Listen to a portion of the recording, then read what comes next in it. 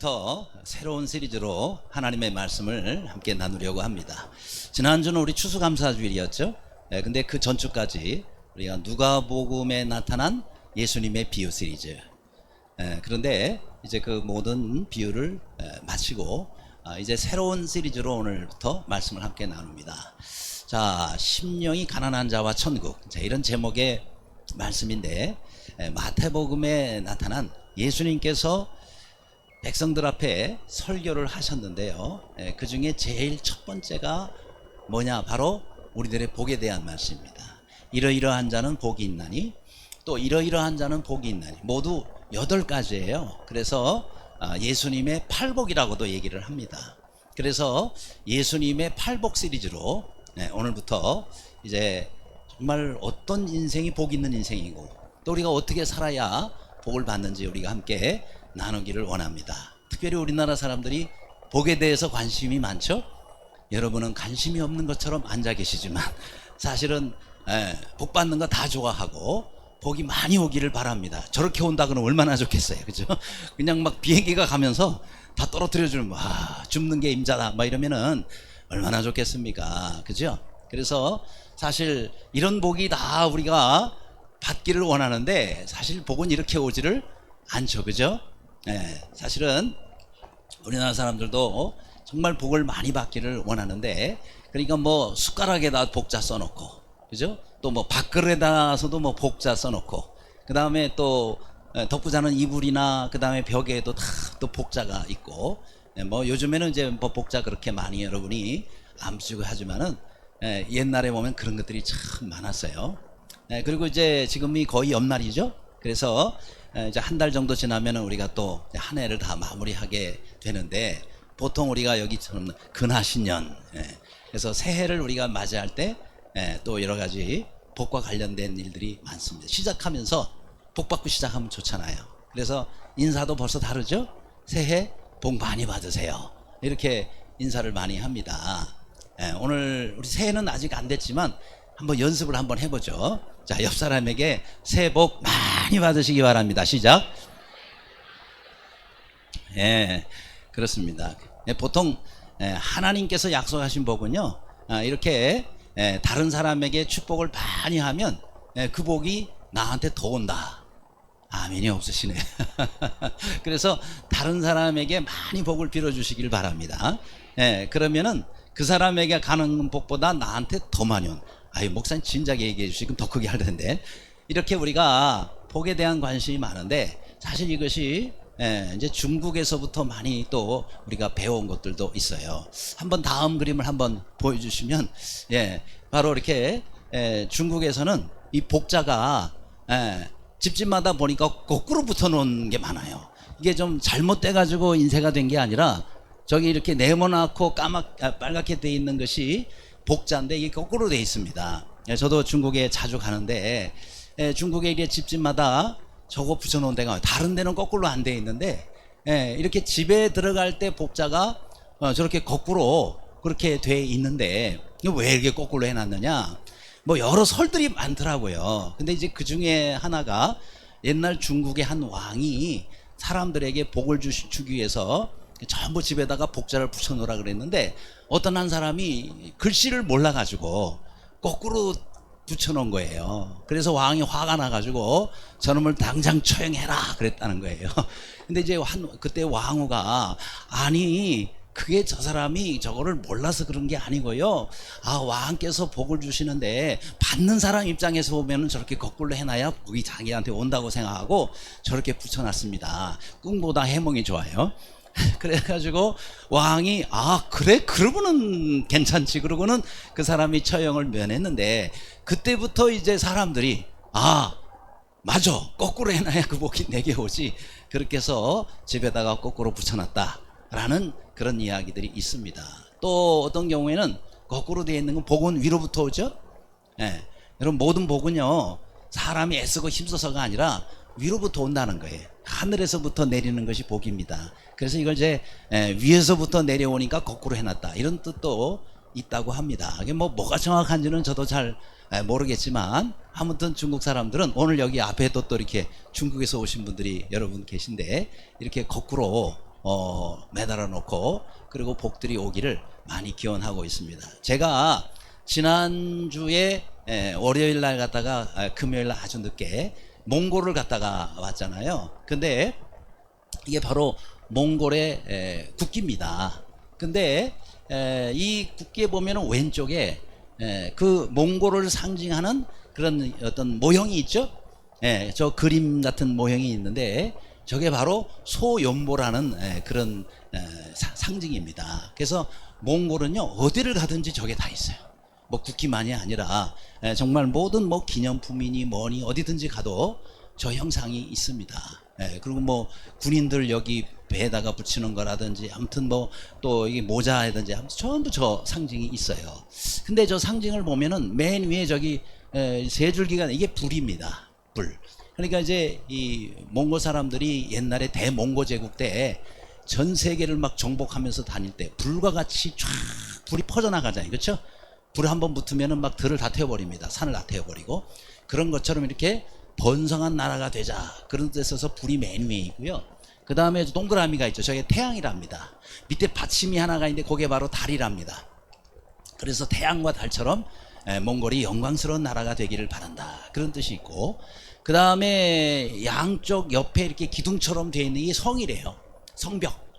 그러니까 많은 그런 나라로부터 지금 몽골도 보면은 위로는 러시아고 밑에는 중국이죠. 그러니까 그런 여러 나라들로부터 옛날에 많은 공격을 받고 어려움을 당했는데 아무튼 섬처럼 이 나라를 잘 지켜야 된다.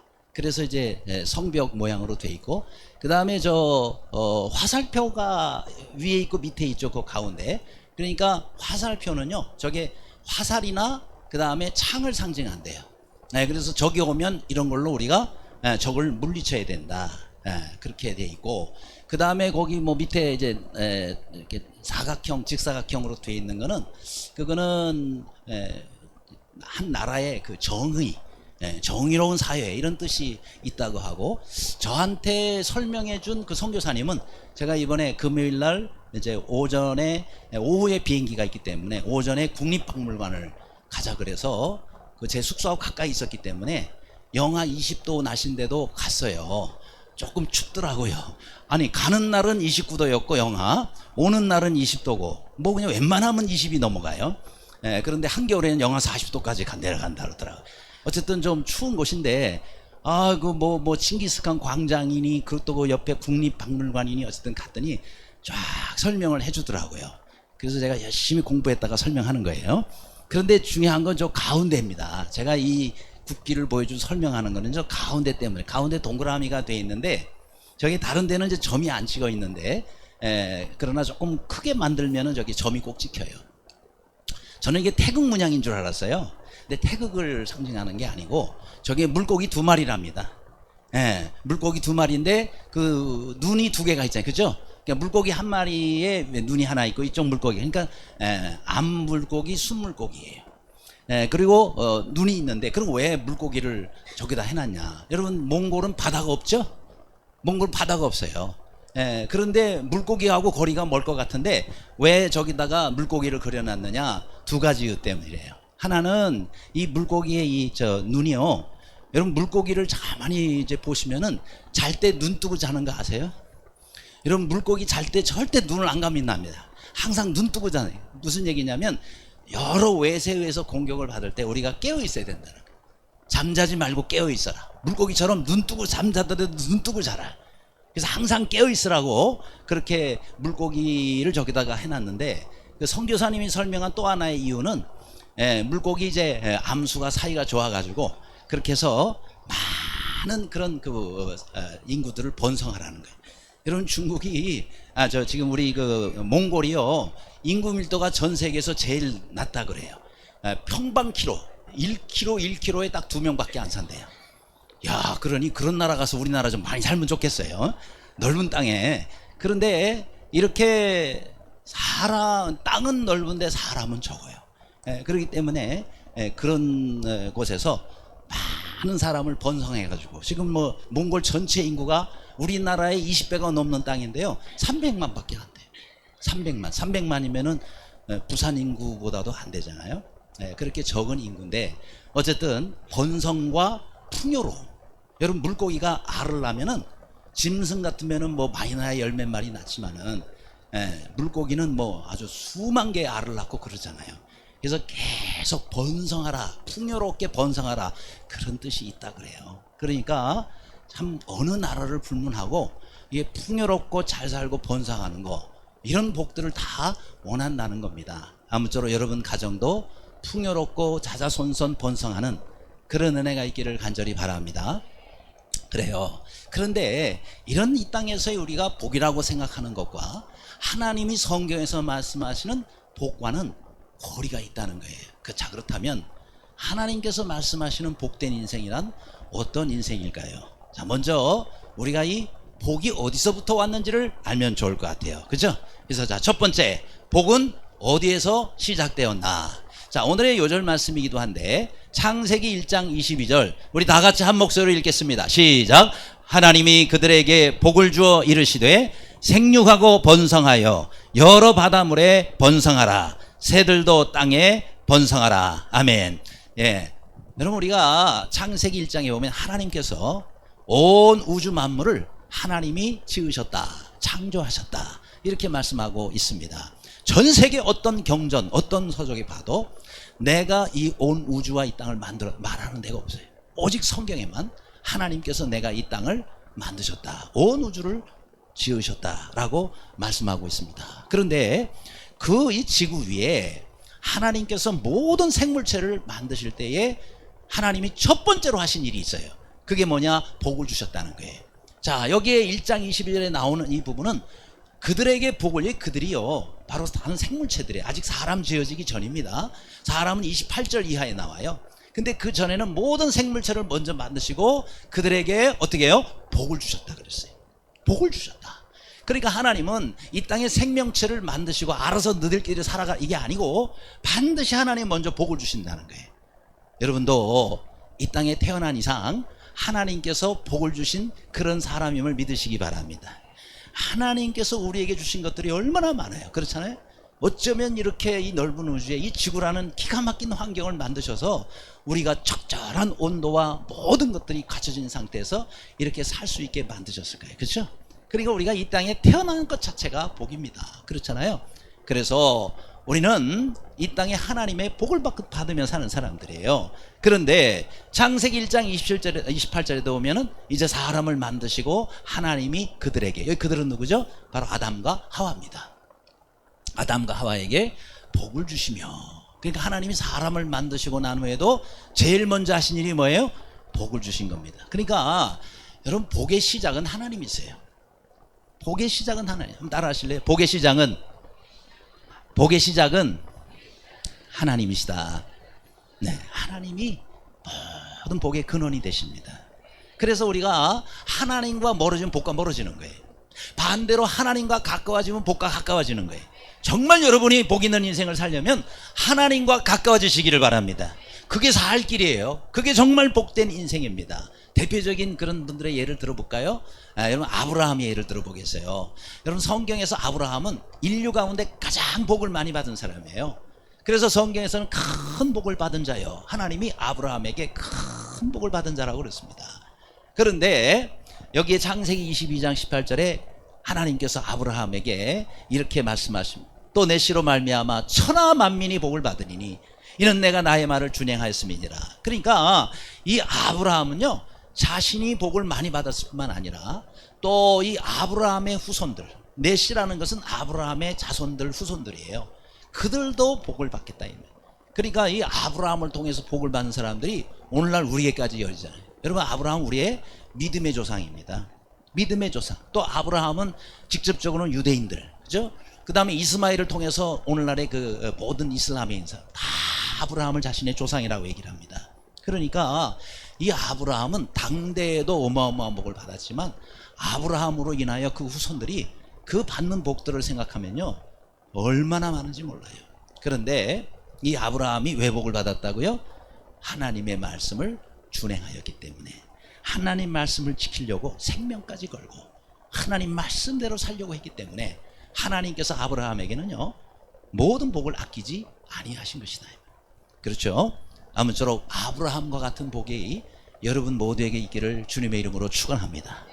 그 다음 또 하나, 이스라엘 백성들이 신명기를 통해서 이제 가나안 땅으로 들어갑니다. 여러분, 이 신명기서는요, 이스라엘 백성들이 출애굽하고 그 다음에 광야에서 40년 지내죠. 그런 다음에 바로 요단강을 건너서 가나안 땅으로 들어가요. 근데 요단강을 건너기 전에 거기에 산에서 하나님께서 모세를 통해서 이스라엘 백성들에게 주신 말씀이 바로 신명기예요. 근데 신명기의 주제가 뭐냐? 복 받는 인생이에요. 그런데 어떤 사람이 과연 복을 받느냐? 이스라엘 백성들이 가나안 땅에 들어가는 것도 중요하지만 그보다 더 중요한 것은 가나안 땅에 들어가서 하나님 앞에 복된 삶을 살아야 될 거 아니겠어요? 그렇죠? 들어가서 뭐 정말 죽을 고생을 하고 이렇게 되는 거 하나님은 기뻐하시지 않나요? 정말 하나님께서 이스라엘 백성을 가나안 땅으로 인도하신 것은 전 세계 모든 사람들이 부러워할 만한 그런 복된 나라, 그런 민족이 되도록 하기 위해서입니다. 그래서 이스라엘 백성들에게 이 신명기라는 말씀을 주시는데 거기서 많은 복에 대한 얘기가 나와요. 대표적으로 신명기 28장, 이게 바로 이제 축복과 저주의 장인데 1절에서 14절을 보면은 거기에 계속해서 복에 대한 이야기가 나옵니다. 어떤 인생이, 어떤 삶을 사는 사람이 정말 복 있는 사람입니까? 그래서 5절에도 내 강줄이야 떡반죽 그릇이 복을 받고, 이것도 복을 받고 저것도 전부 복을 선포합니다. 그 다음 6절에 내가 들어와도 복을 받고 나가도 복을 받을 것이다. 이야, 여러분, 우리가 이런 은혜를 받으면 얼마나 좋을까요? 그죠? 여러분이 들어가도 복을 받고 나가도 복을 받고, 그죠? 그러니까 이 신명기에 하나님께서 어떻게까지 선포하셨느냐 하면은 너희가 들어가면 가나안 땅에서 두 산을 만날 것이다. 하나는 그리신산, 하나는 에발산을 만나요. 그래서 거기다가 뭐해? 축복을 선포하잖아요. 그죠? 그리신산에다가 축복을 선포해. 그 다음에 에발산에다가 저주를 선포해. 그러면 어떤 사람이 축복이요? 어떤 사람이 저주인가?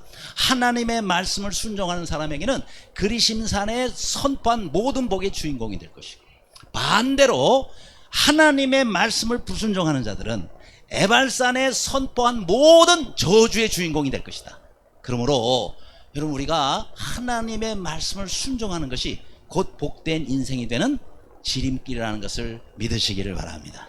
그래야 들어와도 복을 받고 나가도 복을 받는 거예요. 그런데 이 밑에 사진을 하나 제가 올려놨죠. 저 사진이요, 미국의 이 캘리포니아와 또 다른 여러 몇몇 주에, 아직은 뭐 전체 주에 지금 일부러 가지는 않았는데, 아유, 확대시켜 주셔서 감사합니다.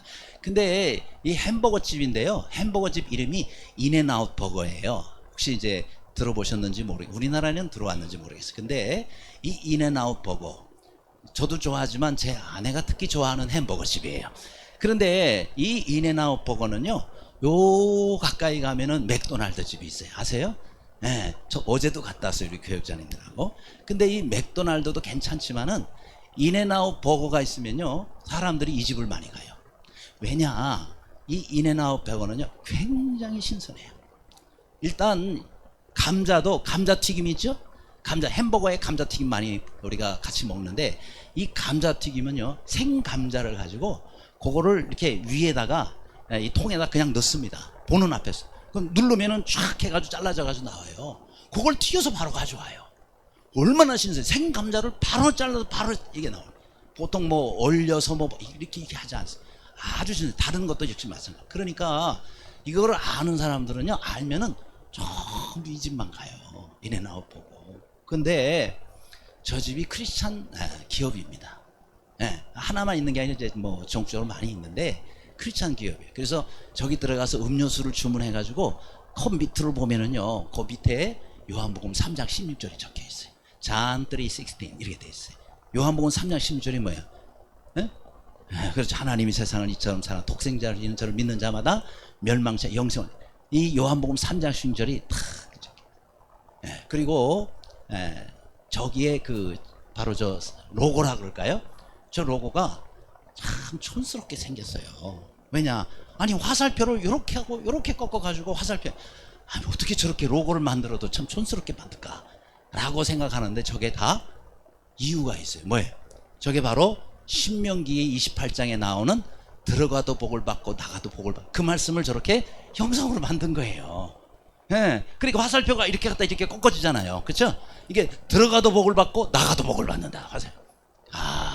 그래서 제가 회개했다니까요. 그걸 알고. 하나님의 말씀을 가지고 들어가도 복을 받고 나가도 복을 받는 그런 인생이 되려면 하나님 믿어라, 예수님 믿어라, 그런 메시지가 이 회사에 있는 겁니다. 아무쪼록 여러분, 우리가 정말 주님 앞에 복된 인생은 하나님 말씀대로 사는 거예요. 아무쪼록 하나님 말씀으로 햄버거도 맛있게 먹고, 그 다음에 우리가 하나님 앞에 복된 인생이 되기를 주님의 이름으로 축원합니다. 또 여러분, 성경을 볼 때에 성경이 66권 두껍잖아요. 그 가운데 제일 가운데가 뭐냐? 시편이에요. 성경 전체 66권 가운데 제일 가운데 있는 것이 시편이에요. 또 성경 전체에서 제일 긴 장이 시편 119편, 여기서 시편에 있죠. 성경 전체에서 제일 짧은 게 시편 117편인데 그것도 역시 시편에 있죠. 이게 제일 짧은 거, 제일 긴 거, 성경 전체에서 제일 긴 게 또 시편이에요. 그러니까 이 시편은 성경 전체 제일 중앙에 있으면서 역시 가장 중요한 바로 그 성경 가운데 하나인데, 주제가 뭔지 아세요? 시편 전체의 주제, 복 있는 인생입니다. 그래서 시편 1편 1절에 이렇게 시작해요. 복 있는 사람은 어떤 사람이 복 있는 사람인가? 그런데요, 우리 보통 알고 있는 복에 대한 개념하고 완전히 달라요. 저 말씀을 보면은요, 이상하네. 우리가 일반적으로 할 때는 복 있는 사람은 돈 많이 벌고, 그렇죠? 건강하고 자녀들 잘 되고 높은 지위, 이게 다 복 있는 걸로 생각하는데, 성경에서 말씀하고 있는 복 있는 사람은요, 전혀 그런 내용이 없어요. 어떻게부터 시작해요? 악인들의 꾀를 따르지 아니하고, 그죠? 오만한 자의 자리에 앉지 아니하고, 그러면서 하나님의 말씀과 율법을 주야로 묵상하는 자로다. 하나님의 말씀을 즐거워하고, 그리고 주야, 아무리 찾아봐도요, 돈을 많이 벌고 자식들이 잘 먹고 잘 살, 하나도 없어요. 그런 게 정말 하나님이 말씀하시는 복 있는 인생은 완전히 다른 얘기를 하고 있어요. 그러면 누가 맞을까요? 하나님이 맞겠어요? 사람이 맞겠어요? 하나님이. 왜요? 하나님은 복의 근원이시라니까요. 우리가 아무리 좋은 것들을, 사람들이 불안한 것들을 많이 갖고 있어도요, 다 없어져요. 다 썩어버려요. 나중에 헛되고 헛되, 이렇게 고백해요. 여러분, 우리 사람 가운데 솔로몬 아시죠? 그 사람은요, 인류 가운데 지혜가 가장 많은 사람이었어요. 지금까지 인류 역사상 솔로몬보다 더 지혜로운 사람이 없어요. 그런데 그렇게 지혜도 많고요, 한 나라의 또 왕입니다. 그리고 왕도 어떤 왕이냐? 어마어마한 물질을 가졌어요. 솔로몬은. 이 솔로몬 시대의 나라에 이 금은이 얼마나 많은지, 그냥 지나가다가 걸리는 게 돌이잖아요. 그렇게 돌처럼 흔한 것이 바로 은이요 금이었다는 거예요. 국방력도 강하죠. 아무튼 우리가 부러워하는 건 다 가지고 있던 사람이 바로 솔로몬이에요. 근데 솔로몬이 전도서, 그가 나이 많아가지고 인생을 정리하면서 쓴 성경이 있는데, 그것이 바로 전도서입니다. 근데 그 전도서의 1장 1절 2절이 이렇게 시작해요. 헛되고 헛되며 헛되고 헛되니 모든 것이 헛되도다. 이렇게 시작해요. 다시, 헛되고 헛되며 헛되고 헛되니 모든 것이 헛되도다. 헛되도다 타령을 하고 있어요. 왜요? 하나님 없는 인생, 하나님과 함께 하지 않는 인생, 이런 인생은 결론이 뭐예요? 헛되다는 거예요. 여러분, 인생 다 살고 헛된 인생이 되서야 되겠습니까? 그죠? 그러니까 사람의 모든 복들은 복의 근원이신 하나님과 함께 하는 거예요. 하나님과 함께 하지 않으면 내가 지금 가지고 있고 누리고 있는 건 다 헛된 것이 되는 거예요. 아무쪼록 우리 인생 다 살고 솔로몬처럼 후회하는 인생이 아니라, 정말 지금부터 우리가 하나님과 함께 동행하고 늘 주 안에서 거하며 하나님과 함께 사는, 정말 하나님이 인정하시는 복된 생애가 되기를 주님의 이름으로 축원합니다. 그래요. 사람들은 복에 대한 개념이 많이 지금 잘못되어 있잖아요. 오염되어 있고요, 왜곡되어 있어요. 그래서 사람들이 생각하는 복은 우리의 생각하는 하나님께서 말씀하시는 것과 너무너무 거리가 멉니다. 그렇다면 우리는 잘못된 복으로 가지 말고, 왜요? 잘못된 복으로 이게 복인 줄 알고 갔는데 나중에 망하는 길이고 또 헛된 인생이 그렇다 그러면 얼마나 우리가 땅을 치고 후회하겠어요. 인생을 되돌릴 수도 없고 다시 살 수도 없잖아요. 그래서 여러분, 우리가 모든 복의 근원이시고 우리에게 가장 좋은 것들을 주시고 또 가장 가장 우리를 복된 삶으로 인도하시는 하나님께서 뭐라고 말씀하셨는지 그것을 여러분이 잘 보시고 정말 복되고 영원한 복 가운데 사는 우리 모두의 삶이 되기를 간절히 바랍니다. 자, 그러면 두 번째, 심령이 가난한 자가 복이 있다 그러는데 도대체 그러면 심령의 가난함이라는 게 뭐냐? 우선 심령의 가난함을 알려면 심령의 가난이 아닌 것부터 한번 정리하자고요. 그렇죠? 아닌 거 빼고 제대로 된 것만 배우면 끝나는 거 아니겠어요? 그럼 아닌 것이 도대체 뭐냐? 우선 심령이 가난한 자는 복이 있나니, 이것은요 그 마태복음 5장에 8가지 팔복이 나온다 그랬잖아요. 근데 그 중에 제일 먼저 나오는 것이 뭐예요? 심령이 가난한 자는 복이 있다, 이 말씀입니다. 그러면 8가지 팔복 중에 왜 이 심령이 가난한 자가 복이 있다는 것이 제일 중요하며 제일 먼저 나왔느냐라는 거예요. 여러분, 우리 예수님께서 말씀하실 때 그냥 뭐 되는 대로 말씀하실 수도 있지만은 순서가 참 중요합니다. 순서가. 그런데 제일 먼저 얘기했다는 것은 이게 가장 기초가 되고 중요한 열쇠와 같은 복이기 때문에 그래요. 여러분, 아무리 창고에 많고 좋은 것이 있다 하더라도 거기 들어가는 열쇠가 없으면은 나와 상관없어요. 열쇠를 가져야 내가 거기서 취할 수가 있고 다 가질 수가 있어요. 열쇠가 있어야 돼요. 그렇죠? 그러니까 하나님께서 우리에게 말씀하신 모든 복들로 가는 열쇠가 바로 첫 번째 나오는 심령이 가난한 자라는 겁니다. 모든 복의 열쇠예요. 그렇기 때문에 여러분이 오늘 정말 잘 오셨어요. 모든 복의 열쇠가 되는 그 내용을 여러분에게 오늘 전달하는데, 오늘 여러분 꼭 이 열쇠 하나씩 챙겨가시기를 바랍니다. 열쇠 하나씩. 열쇠도 참 저게 참 좋게 보이네, 그죠? 열쇠도 참 저건 비싸게 보여요. 아무튼 하나님께서 여러분에게 가장 복된 그런 천국의 열쇠를 여러분에게 오늘 아마 하나씩 주실 것 같아요. 그거 하나씩 다 받으시고 오늘 가시기를 바랍니다. 그렇다고 저기서 왜 나한테 안 주냐고 그러지 마세요. 이 복은 바로 심령이 가난한 자가 어떤 자는 아는 것이니까. 그렇다면 보세요. 심령이 가난한 것이 왜 중요하냐라는 거예요. 심령이 가난하지 않으면 천국에 들어갈 수 없기 때문에 그렇습니다. 여러분, 우리가 천국 가는 게 얼마나 중요해요. 아무리 교회 10년 20년 다녀도 나중에 죽고 나서 천국을 못 간다 그러면 그 사람처럼 불쌍한 사람이 없는 거예요. 그렇죠? 그런데 심령이 가난한 게 왜 중요하냐? 천국이 저희 것임이라 그랬어요. 심령이 가난한 자는 천국이 저희 것입니다. 그러니까 천국이 이 사람 거가 된다는 거예요. 그렇다면 여러분, 우리가 반대로 하는 말이 이렇게 돼요. 심령이 가난하지 않으면 천국에 들어갈 수 없다는 거예요. 또 다른 말로 하면 심령이 부유한 자는 하나님 나라에 들어갈 수 없다가 되는 거예요. 그러니까 여러분이 천국에 가면은 천국에는 심령에 부유한 자는 한 사람도 없는 거예요. 그러니까 우리가 이 땅에서 제일 먼저 중요한 것은 내 심령이 가난해져야 된다는 거예요. 심령이 가난해야 하나님 나라가 나의 나라가 되고 하나님 나라에 우리가 들어갈 수 있고 하나님 자녀가 될 수 있고 하나님이 주시는 영생을 소유할 수가 있기 때문에 그런 것입니다. 그러므로 심령이 가난한 것이 뭔지를 여러분이 먼저 오늘 잘 알아야 됩니다. 그렇다면 심령이 가난한 것은 무엇이냐? 이제 3가지를 이제 제가 살펴본 건데, 심령이 가난한 것이 아닌 거, 이거는 심령이 가난한 것이 아니다라는 것을 한번 정리해 봅시다. 먼저 물질적인 가난은 심령의 가난하고 거리가 멉니다. 물질적인 가난이 여러분 꼭 축복인 것은 아니에요. 물론 물질이 많이 없으면은 더 내가 겸비해져서 주님께 나가, 그건 복이 될 수가 있어요. 그런데 물질이 너무 없어가지고 그렇게 해서 빈궁한 삶을 사는 것 자체가 축복은 아니에요. 그렇죠? 하나님께서는 우리가 하나님의 은혜로 잘 살기를 원하십니다.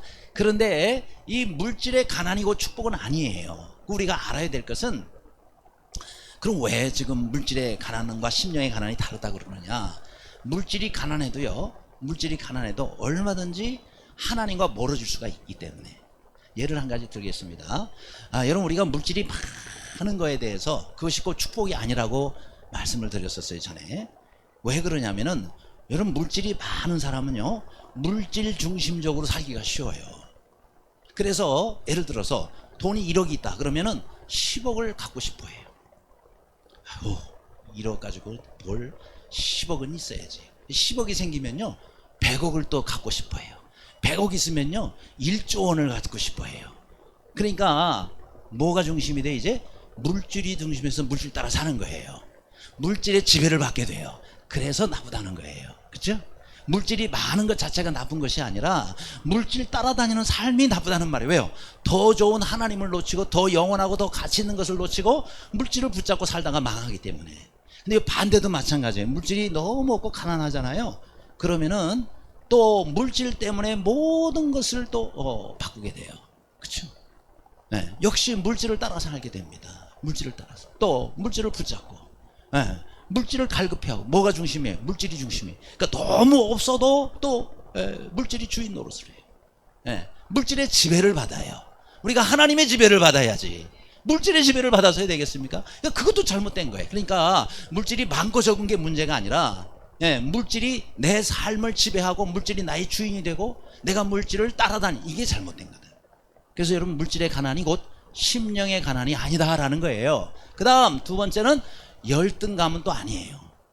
어떤 사람은 교만의 반대가 열등감이라고 생각해요. 교만의 반대는 겸손이지 열등감이 아닙니다.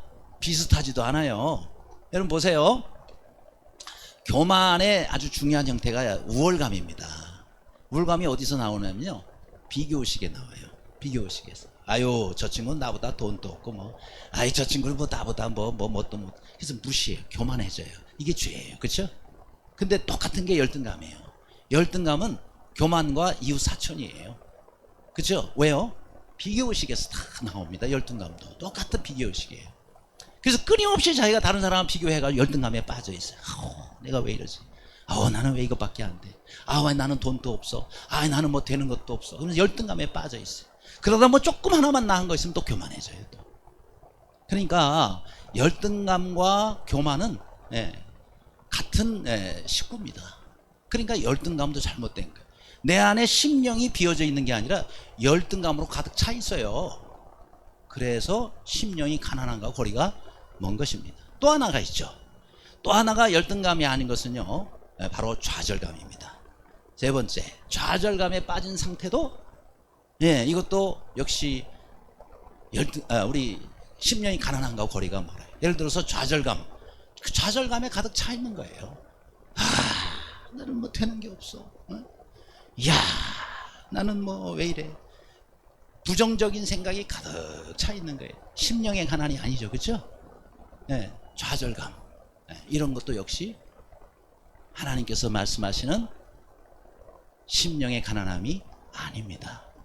심령의 가난함이. 그래서 우리는 심령이 가난한다는 것이 무엇인지를 바로 아는 게 참 중요해요. 왜요? 그게 복된 삶의 지름길이라니까요. 자, 그러면은 세 번째, 자, 우리가 심령의 가난함이라는 것은 무엇이냐? 그 첫째 의미는요, 심령의 가난함의 첫째 의미는 무엇일까요? 바로 내 마음을 비우는 겁니다. 비우는 거예요. 그러니까 그 마음이 비워져 있다는 거예요. 뭘 비우느냐? 내 자아가 비워져 있어야 돼. 내가 가득 차 있으면 우리 하나님이 역사하시지 못해. 내가 가득 차 있으면 하나님이 좋은 걸 부어줄 수가 없어요. 저것은 그릇이 꽉 차 있으니까 다른 걸 넣을 수가 없어요. 그래서 하나님이 비우라는 거예요. 예를 들어서 여러분 속에 쓰레기가 가득 차 있다? 비워야 되는 거예요. 비워야 되는 거예요. 그래야 좋은 것들이 들어올 수가 있습니다. 심령이 가난하다는 것은 하나님 앞에서 여러분들의 자아와 하나님 앞에 합당치 못한 것들, 이런 것들을 전부 먼저 비워야 돼요. 그래야 하나님이 어떻게 되면 뭐예요? 좋은 것을 채워주십니다. 여러분, 종교개혁자 칼빈은 이런 이야기를 했습니다. 심령이 가난한 자는 자신 안에 아무것도 발견할 수가 없어서 성소로 달려가는 자다. 그래서 성소가 어디예요? 하나님 집이에요. 하나님께 달려가는 자. 심령이 가난한 사람은 늘 그래서 하나님을 사모하게 돼 있어요. 말씀을 사모하고, 그리고 하나님의 응답을 사모하고, 하나님 앞에 살기 위해서. 왜요? 너무 자기가 가난하게, 심령이 가난해졌기 때문에 하나님께 그것을 체험받기 위해서 달려가는 사람 말이에요. 여러분, 우리 사람은요, 객관적으로 볼 때는 그렇게 큰 존재는 아니에요. 그렇죠? 비행기만 타고, 그리고 1만 미터 상공에서 비행기가 보통 1만 미터로 날아가잖아요. 밑에 보면 사람은커녕 차도 안 보이고 길도 잘 안 보여요. 그만큼 우리 사람은 아주 작은 존재입니다. 그렇죠? 넓은 관점으로 볼 때 우리 사람은 매우 작은 존재. 그런데 여러분, 하나님이 우리를 어떻게 만드셨어요? 하나님의 형상대로 지으셨어요. 따라합시다. 하나님은 하나님의 형상대로 나를 지으셨다. 믿습니까? 그래서 하나님 말씀이에요. 여러분이 눈으로는 그렇게 안 보일지라도 우리 겉모습을 하나님처럼 만들었다는 얘기가 아니라 우리의 심령의 영혼이 있는데 우리의 영혼이 하나님을 닮았단 말이에요. 하나님의 형상대로 지었다. 그러니까 우리의 이 영혼은요, 이 세상의 어떤 것으로도 우리의 심령을 채울 수가 없어요. 하나님께서 우리 사람을 얼마나 위대하게 만드셨냐면 우주를 갖다가 집어넣어도 여기 안 차요. 그만큼 하나님은 우리의 심령을 넓게 만드셨어요. 그러니까 이 세상에 여러분이 어떤 것을 얻어도 절대 채워지지 않습니다. 만족할 수가 없어요. 왜요? 우주보다 넓게 만들어 놓으셨기 때문에. 그러니까 여러분이 물질 가지고 조금 얻으려고 바둥바둥하고 얻어도 절대 만족할 수가 없어요. 또 아무리 여러분 높은 권세를 받아도 절대 만족할 수가 없어요. 뭘로 채워도 채워지질 않아요. 하나님 우리 그렇게 만드셨어요. 그런데 딱 하나 채울 수 있는 게 있어요. 그것이 바로 하나님이에요. 하나님만 우리 안에 들어오시면 다 채워져요. 우리 사람이 그렇게 대단해요. 그렇죠? 하나님이 들어오셔야만 채워진다니까요. 그 어떤 걸로도 채워지질 않아요. 그래서 하나님 우리 안에 들어오신 거예요. 성령님으로 내 안에 들어오셨어요. 이걸 아는 사람은요, 시편 23편 1절처럼 다윗의 고백을 할 수 있습니다. 여호와는 나의 목자시니 내가 부족함이 없으리로다. 따라합시다. 여호와는 나의 목자시니 내가 부족함이 없으리로다. 이런 고백을 할 수 있는 사람은 다윗과 같이 이렇게 부족함이 없는 삶을 살 수가 있습니다. 하나님이 내 안에 들어오셔야만 채워주는 우리이기 때문에, 그래서 하나님이 우리 안에 들어오신 거예요. 이걸 모르면요, 하나님을 두고도 다른 걸 찾아다녀요. 절대 만족할 수가 없습니다. 그래서 하나님은 자꾸 비우라 그러는 거예요. 왜요? 하나님이 우리 안에 채워주시기 위해서. 근데 우리는 자꾸 다른 걸로 채우려고 그래요. 그러니까 늘 우리는 행복하지 못하고, 늘 갈급하고 그렇습니다. 그렇죠? 보세요. 여기에 무슨 광주리가 하나가 있어요. 근데 그 안에 가득 쓰레기가 담겨 있어요. 근데 저쪽에 막 금덩어리가 이만큼 쌓여 있습니다. 그러면 제정신이 된, 제대로 돼 있는 사람은요, 쓰레기 한 광줄이 있는 거 다 버리고, 그거 뭐 쓰레기 한 광줄 있으면 얼마나 하겠어요? 그거 팔면 몇천 원 받겠어요? 그거 다 버리고요, 금덩어리 여기다 가득 싣고 갈 거예요. 그렇죠? 없어서 그렇지 있기만 해봐요, 팍 터지게 담아가려고 할 겁니다. 그러니까 여러분, 우리가 정말 정상적인 사람이면 쓰레기 한 광줄이 다 버리고 거기다가 금을 가져가야 될까요? 금을 담아가야 되지 않겠습니까? 그러니까 우리는 내 안에 정말 영원하고 가치 있는 그런 주님을 내 안에 집어넣으면 그걸로 끝나는 거예요. 그렇죠? 그래서 특별히 우리 베드로 같은 사람도 자신이 주님 앞에 섰을 때, 하하, 내가 정말 주님 앞에 부끄러운 죄인이구나, 나는 죄인으로서이다, 나를 떠나소서, 이렇게 겸비하고 주님 앞에 낮아질 수가 있었던 거예요. 그래서 이 베드로는 정말 그 예수님이 어떤 분인지를 발견하고 그의 그 이후의 삶이 놀랍게 변화가 된 것입니다. 주님을 발견했기 때문에. 그렇죠? 그래서 이제 주님 한 분만으로 나는 만족한 그런 삶을 살게 됐죠. 여러분, 우리가 겸손의 모델이라면 예수님 아니에요? 예수님은 정말 자신을 비우신 분이에요. 빌립보서 2장에 보면 자신을 비우사, 종의 형체를 가져 자신을 비우셨다 그랬어요. 하늘의 모든 보좌 다 버리고 이 땅에 가장 가난한 자의 모습으로 오셨어요. 왜 그랬죠? 우리를 부요하게 만들어주시기 위해서라 그랬어요. 성경에 보면 우리를 부요하게 만들어주신 예수님이 스스로 가난을 선택하셨어요. 근데 우리는 예수님에게 가지 않습니다. 예수님으로 말미암아 그 부요함을 우리가 누리지를 못하고 있다는 거예요. 그렇죠? 예수님은 심령이 가난해져서 다른 사람을 섬길 수가 있었어요. 그래서 인자는 섬김을 받기 위해서가 아니라 섬기기 위해서 이 땅에 오셨다 그랬거든. 예수님은 섬김을 받기 위해서 오신 것이 아니라 섬기기 위해서. 여러분, 섬긴다는 게 무슨 말인지 아세요? 종이 주인에게 하는 게 섬기는 거예요. 종이 되지 않으면 절대 다른 사람을 우리가 제대로 섬길 수 없습니다. 흉내는 낼 수 있어요. 그러나 정말 우리가 섬기려면 종처럼 낮아져야 섬길 수가 있어요. 그래서 예수님이 어떻게 했어요? 이 다음 그림에 보면은 제자들의 발을 씻기시잖아요. 제자들의 발을 씻기시는, 이건 있을 수가 없는 일이에요. 당시의 문화로 보면. 여러분, 이 이스라엘은 얼마나 날이 건조해요. 얼마나 덥고 뜨거워요. 그러니까 샌들을 신고 돌아다니다 보면 온 발에 기름때가 덕지덕지 먼지 투성이. 우리 지금 이런 발하고는 차원이 달라요. 그래서 들어오면 종들이 물 떠다 놓고 주인의 발을 씻기고 전부 수건으로 닦아드립니다. 그런데 예수님이 제자들의 발을 씻긴다? 뭐예요? 나는 너희의 종이니라. 이런 얘기나 마찬가지예요. 내가 주인이 되어 너희에게 이런 본을 보여줘. 너희도 가서 이와 같이 하라라고 말씀합니다. 너희도 가서 다른 사람을 섬기라는 얘기예요. 그들의 종이 돼서 형제와 자매의 발을 씻기라는 얘기는 뭐예요? 섬기라는 얘기예요. 그래서 우리가 주님을 제대로 믿으려면 제대로 섬겨야 되는데, 이런 섬김의 자세를 모르면 절대 다른 사람을 제대로 섬길 수 없습니다. 그렇죠? 자꾸 사람들은 섬김을 받으려고 그래요. 높은 자리에 가서 섬김을 자꾸 받으려고 그래요. 아니에요. 주님이 말씀하시는 섬기는 것은 종이 돼서 그 사람을, 그러면 내가 그들을 높이리라. 우리가 낮아지면 주님 우리를 높이리라. 내가 비 오면 하나님은 채워주시라. 죽으면 살리라. 그죠? 주면 얻으리라. 이게 성경의 4대 역설이에요. 4대 역설이에요. 그래서 우리는 하나님 앞에 질그릇과 같은 존재다. 여러분, 질그릇 그 다음 그림을 한번 보여주시면 참 형편없는, 그야말로 막사발 같은 거죠. 그렇죠? 근데 참 신기해요. 우리나라 조선시대의 막사발이 일본 봐서 국보가 되잖아요. 우리나라의 막사발이 일본에 가니까 국보가 돼요. 그러니까 사실 우리는 막사발처럼 질그릇처럼 형편없는 그릇인데 하나님 우리를 하나님 자녀로 삼아주셨다니까요. 자녀로 삼아. 근데 정말 중요한 것은 막사발이 중요한 것이 아니라 그 안에 뭐가 담겨 있느냐가 중요한 거예요. 그래서 우리 자신은 질그릇과 같은 형편없는 존재지만 우리 안에 예수 그리스도께서 오시면, 그죠? 우리는 가장 존귀한 것을 담는 그릇이 되는 거예요. 그것은 우리 자신이 그렇게 변하는 것입니다. 우리 안에 예수 그리스도께서 오시면, 그렇죠? 여기 있나요? 우리가 이 보배가 뭐예요? 예수 그리스도입니다.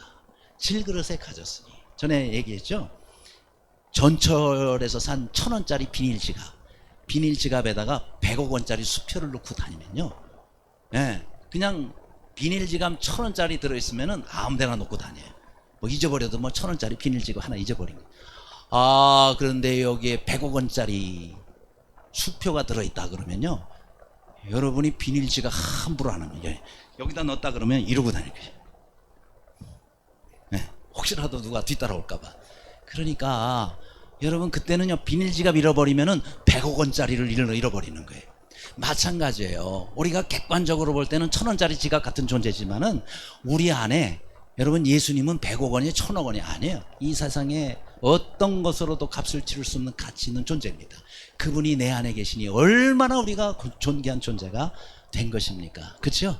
그래서 우리는 나의 지금의 질그릇과 같은 모습으로 여러분이 바라보지 마시고 내 안에 무엇이 있는, 이걸 바라보시기를 바랍니다. 근데 이미 우리는 그 주님을 얻었잖아요. 그 주님이 이미 우리 안에 계시잖아요. 아멘. 끝으로, 그러면 심령이 가난하다는 둘째 의미가 뭐냐? 간단합니다. 뭐예요? 채운다는 거예요. 그렇죠? 적극적으로 빈 곳을 채우라라는 뜻을 가지고 있는 겁니다. 그러니까 심령이 왜 가난해요? 가난한 것 자체가 좋은 게 아니죠. 그렇죠? 뭐든지 가난한 건 좋지 않아요. 그런데 중요한 것은 왜 심령의 가난함이 모든 복의 열쇠예요? 이제 가난하기 때문에 간절히 하나님께서 주시는 것들을 채우기 위해서 사모하기 때문에. 오늘도 똑같이 말씀을 듣지만은 이 가운데 정말 가난한 마음을 가지고 사모하는 마음을 가지고 온 사람들은 아멘 아멘 하면서 말씀을 쭉쭉 받아들여요. 그러나 뭐 좀 얘기해 보쇼? 그러고 앉아있으면은 오늘 하나도 은혜를 못 받고 가는 거예요. 그렇죠? 열쇠를 아무리 꾸러미로 줘도 싫어 그런 사람은 하나도 못 가져갈 수가 있는 거예요. 그래서 우리의 남은 삶을 채우시기를 바랍니다. 가난한 것 자체가 중요한 것이 아니고 거기다가 좋은 것을 채우는 게 중요한 거예요. 그냥 넘치도록, 저 잔처럼 막 넘치잖아요. 넘치도록 채우시기를 바랍니다. 채워야 되는 거예요. 하나님 나라는 우리가 먼저는 비워져야 되지만 그 안에 좋은 것들로 자꾸 말씀을 채우고 은혜를 채우고 믿음을 채우고 감사를 채우고, 그래서 충만한 자의 삶을 사는 거, 그게 우리 믿는 그리스도인들의 삶에 정말 복된 삶인 것입니다. 그렇죠? 그래서 그 다음 4절에 보면 하늘의 것, 영원한 하늘의 것으로 뭐예요? 채우고 그것을 위해서 내 삶과 시간을 투자하라 라는 것입니다. 그게 복된 삶이에요. 실제 있는 얘기를 하겠습니다. 저 논산시에, 논산 있죠? 네, 논산시에서 어느 한 가정에서 있었던 일이에요. 어떤 아버지가 이제 자녀들을 다 키우고 대학 보내고 다 이제 시집 장가를 다 보냈어요. 출가시켰어. 그래서 좀 살만하니까 덜컥 중병에 걸렸어요. 그래서 자식이 이제 5이 있어요. 5이 있는데 5을 부부동반으로 다 오라 그랬어요. 그러면서 이제 자녀들에게 이렇게 얘기를 합니다. 내가 너희들 낳아서 지금까지 다 키우고 시집장가 보내고 나름대로 또 전문가를 해보려고 하다가 그만 잘못해가지고 내가 빚을 좀 지게 됐다. 7억 원의 빚이 있다는 거예요. 그러면서 너희들도 살기 힘들겠지만 너희들이 좀 갚아줘야 되겠다. 내가 이제 몸도 아프고 또 나이도 많이 들어서 뭐 어디 돈 벌 수도 없고 그러니 너희들이 좀 갚아줘야 되겠다. 자 하면서 종이를 한 장을 탁 내밀더래요. 그러면서 거기에 이 빚을 위해서 너희들이 갚을 수 있는 만큼을 좀 적어라. 그랬더니 자녀들이 서로 아버지가 돈 좀 있는 줄 알았더니 빚이 7억이나 있어. 그러면서 서로 얼굴을 받아보는데 그 중에 이제 셋째 아들이 제일 가난하고 못 산대요. 근데 셋째 아들이 거기다가 5천만 원 이렇게 적는 거예요. 별로 감동들이 없으시네. 제일 가난하고 돈 없는데 5천만 원 딱 적었어요.